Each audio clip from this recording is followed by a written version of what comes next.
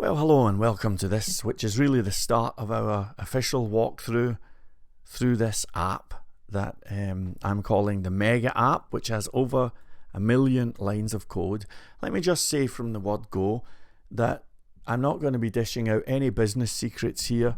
I'm not going to be disclosing any sensitive information or doing anything that is in any way hurtful or negative. What it is just a demonstration of a whole bunch of technologies that were thrown together in a very simple and perhaps even an obvious way to build a commercial app.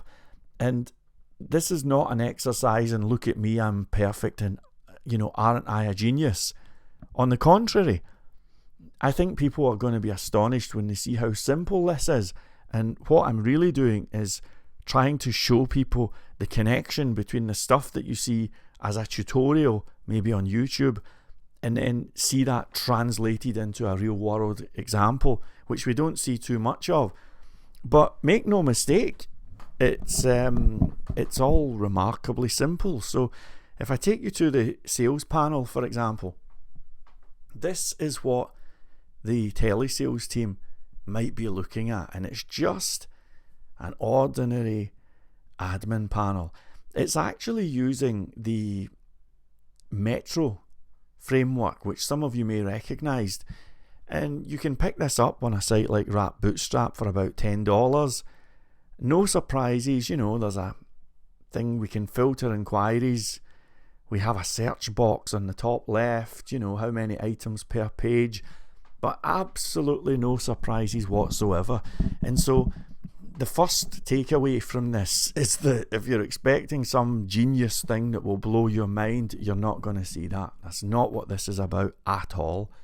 So I'm going to kick off from the point of view that an inquiry has been generated, okay? And I'll just walk you through the lifespan of an inquiry. So here we are telesales, and we're hanging about and looking out the window or whatever. Somebody submits an inquiry, and what immediately happens is the website makes a calculation. What salesperson is best suited to handle this inquiry? That calculation, by the way, is made on a module called Lead Distributor. We don't need to look at the code right now. And it takes in a whole bunch of factors which we may or may not look at later on. But if you happen to be the most eligible salesperson, then this is what happens. So you'll have an inquiry that literally appears. You've not pressed anything, it just shows up. And you would have, I think it's 30 seconds to either accept that or reject it. Now, if you don't take it, maybe you're looking out the window or something, and that's fine. The thing will disappear automatically. It will immediately calculate who's the next most eligible salesperson, and then it would appear on their screen. And that's it. One thing I would add, by the way, that I'm very proud of is that there's nothing uncool on this app. So I'm not tracking toilet breaks or anything like that. If somebody doesn't accept a thing, I'm not punishing them. There's absolutely nothing uncool about any of this. And I'm friends with a couple of the sales team to this day, so there's nothing uncool here. But all it is just a system that figures out, well, who's the most eligible, and then a thing will appear, and if they grab it, they can respond quickly, hopefully, and get a deal. If not, it'll move on to the next person. Now, you cannot do something like that with just PHP. So if you're going to be talking about like a live thing that interacts like that live in real time, well, you've not got too many choices. But in this case, I was using Node.js, and specifically I was using a thing called socket.io.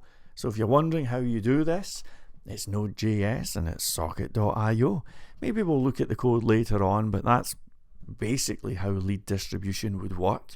In the next video, I'm going to walk you through the life cycle of an inquiry. I'll see you then.